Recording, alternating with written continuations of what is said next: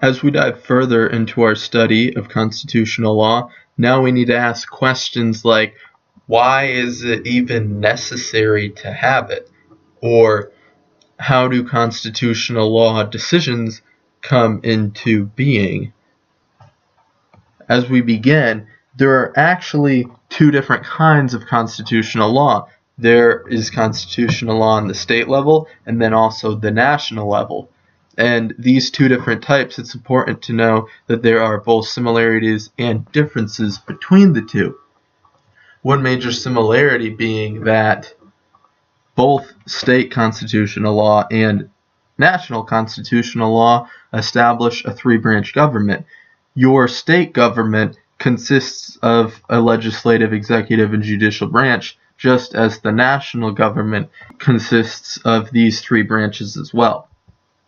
Additionally, both state constitutions and national constitutions have bills of rights, meaning both at the state level and the national level, they find it important to, in their most supreme forms of law, include protections for individuals. But there are some major differences between state constitutional law and national constitutional law. One being, state constitutions are typically much, much longer than the national constitution. The national constitution is very short and sweet. It leaves a lot of areas open for interpretation, which also creates a lot of problems. Another difference between these two kinds of constitutional law is that state constitutions typically focus on limiting the powers of state governments, whereas the national constitution focuses on granting specific powers to the national government versus the state government. Another difference between these two is that state constitutions are much simpler to amend, but the national constitution goes through a complex amendment process in order for us to change it. Another almost minor difference is that state constitutions start with a Bill of Rights, and it's typically much larger than that of the national constitution.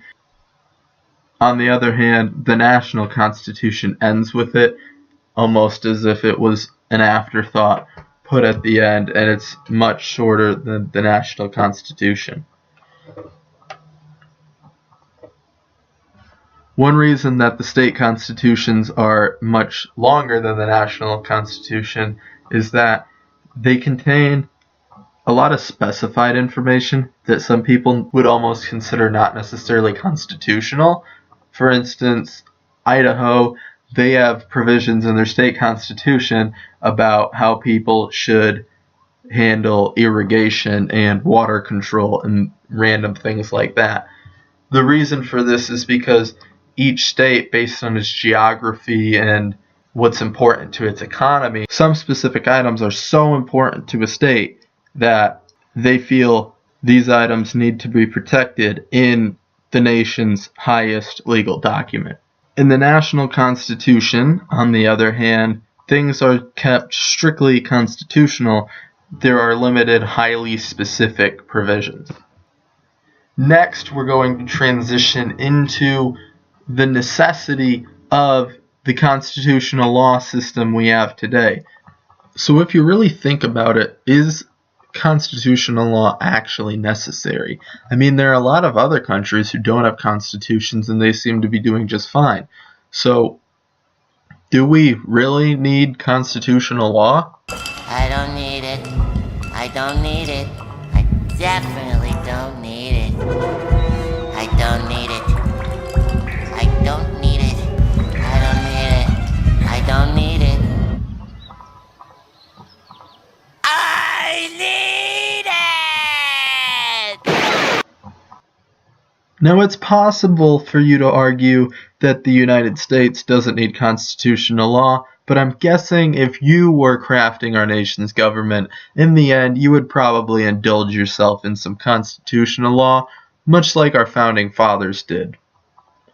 One of the reasons that we really need constitutional law is because we want to establish a strong government.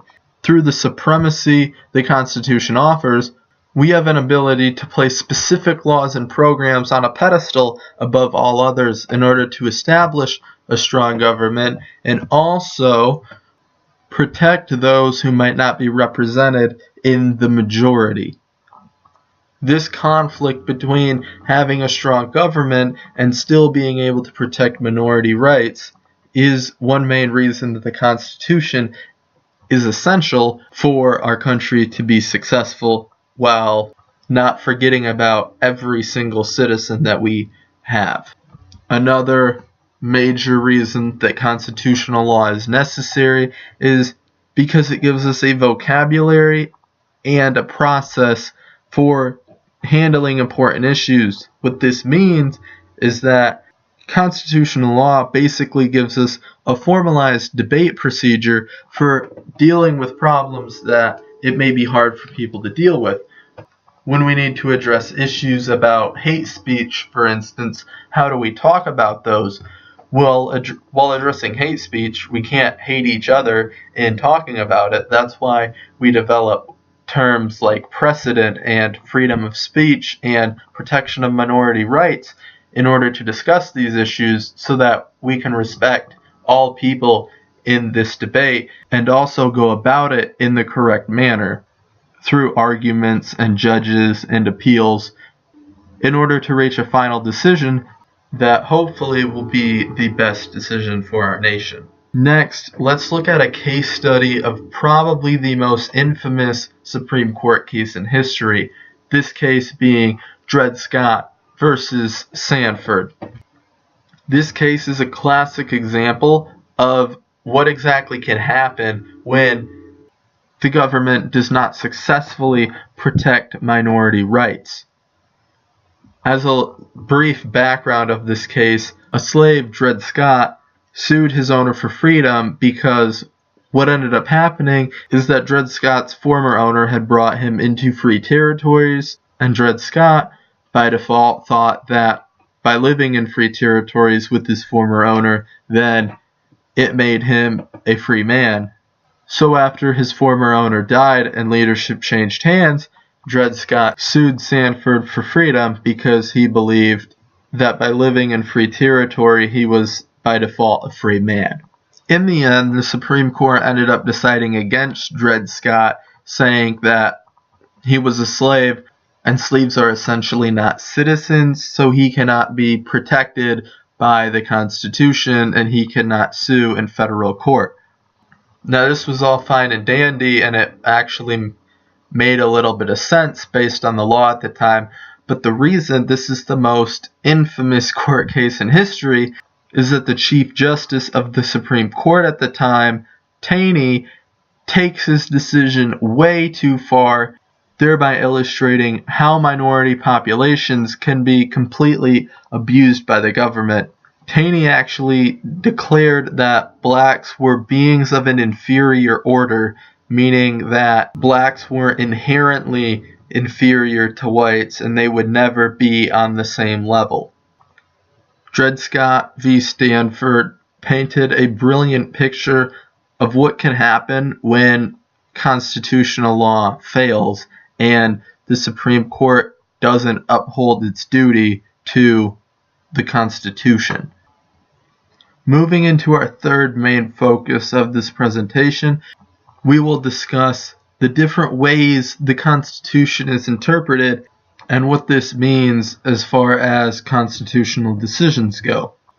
One major stance that many judges use when interpreting the Constitution is called originalism, also known as interpretivism. When using this approach to constitutional interpretation, judges often focus strictly on what they believe the original intent of the Constitution was. Basically, what that means is these judges try to decipher what the purpose of the framers of the Constitution was in specific instances, because that specific purpose should be upheld today. This would mean that judgments that are not in line with what the original intent of the Constitution was should be avoided.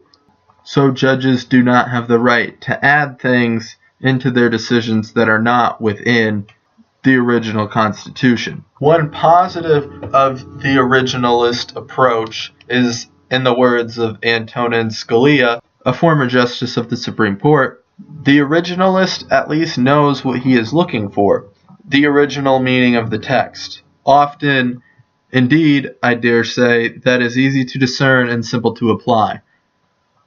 What Justice Scalia is saying here is that whenever looking at the Constitution, originalists know exactly what to search for, which is the original meaning of the text, or what the framers wanted to say when they wrote the Constitution. However, there are some negatives to the originalist approach as well, one of them being that the way we understand the present inherently alters our understanding of the past. As an example, who were the framers of the Constitution? Is it only the people who went down in the history books as important figures like James Madison or Thomas Jefferson or Ben Franklin? There were actually delegates from all 13 states at the Constitutional Convention, which makes it hard to discern in the present time who these framers actually were. And of these framers, of course, they had a diversity of opinion, so whose framers' intent should originalists adhere to? A second major approach when interpreting the Constitution is called non-originalism, or also referred to as a living Constitution approach. From this perspective, judges use the Constitution to determine general constitutional principles, and then with these principles that they've discerned through reading the Constitution, they can apply these to modern day situations. One pro of non-originalism is that it makes interpreting the Constitution and applying those interpretations much simpler and more tailored to modern times. However, there are cons to non-originalism, one clear negative being that when judges see the Constitution as a living document and make decisions with this mindset, there is no one to essentially check their decisions. There's no president who can veto a Supreme Court decision or a legislative body who needs to approve judicial decisions. From this approach, we meet conflicts like the Dred Scott case, where Chief Justice Taney took things a bit too far with his reading of the Constitution. Now, through 2 lessons, we've discussed a little bit about American law in general. We've dove into constitutional law, covering what it is, what some of its main functions are, what makes it unique from other areas of law, what the differences between state constitutional law and national constitutional law are, why we need constitutional law, and the different ways judges interpret our Constitution in order to form national constitutional law.